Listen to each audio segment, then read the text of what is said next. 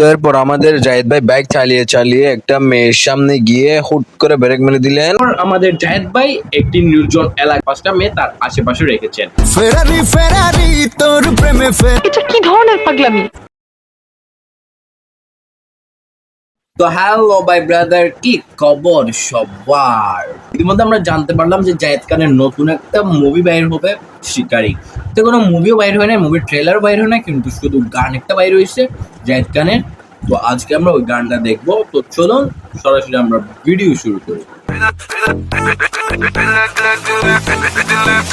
তো শুরুতেই আমাদের জায়েদ ভাই বাইক নিয়ে খুবই খারাপভাবে একটি এন্ট্রি নেয় এবং তার আশেপাশে অনেকগুলা মেয়ে দেখা যায়।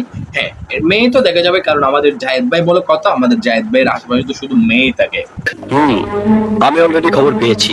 তো এরপর আমাদের জাহিদ ভাই বাইক চালিয়ে চালিয়ে একটা মেয়ের সামনে গিয়ে হুট করে ব্রেক মেরে দিলেন এবং তাকে চোখ টিপে মারে বিশ্রী ধরনের ইশারা দেয়। এরপর মেয়েটিও তার দিকে মানে অনৈতিক ইঙ্গিভঙ্গি দিয়ে তাকায়। তো এরপর আমাদের জায়েদ ভাই একটি নির্জন এলাকায়, কোনো মানুষজন থাকে না এরকম একটি এলাকায় গিয়ে সমানে থাম্বা ডান্স দিতে থাকে। গাড়ি তোর চোখ শ্রী ফেরারি ফেরারি।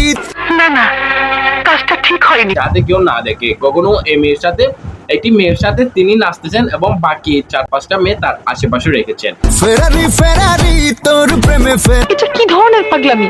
হ্যাঁ, এটাই হলো আমাদের জায়েদ খানের প্রমাণ। কারণ জায়েদ খান যেখানে আমাদের কি বলে বিচ্ছিরি মানে অযৌক্তিক অনৈতিক মেয়ে ওইখানেই থাকবে। That's simple.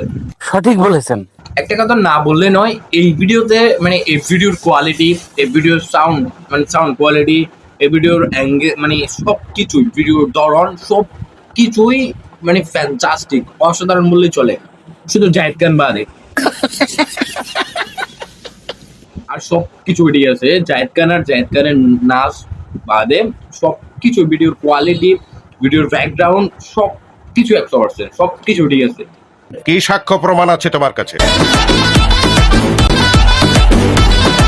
তো এরপর আমাদের জায়েদ ভাই সাগরে চলে যায় এবং সাগরে গিয়ে নৌকা চালাতে থাকে। কখনো এইদিকে, কখনো ওইদিকে, কখনো ওই পাশে, সমানে নৌকা চালাতে থাকে। তার এই নৌকা চালানোর থামছেই না, মানে থামার কোনো নামই নেই।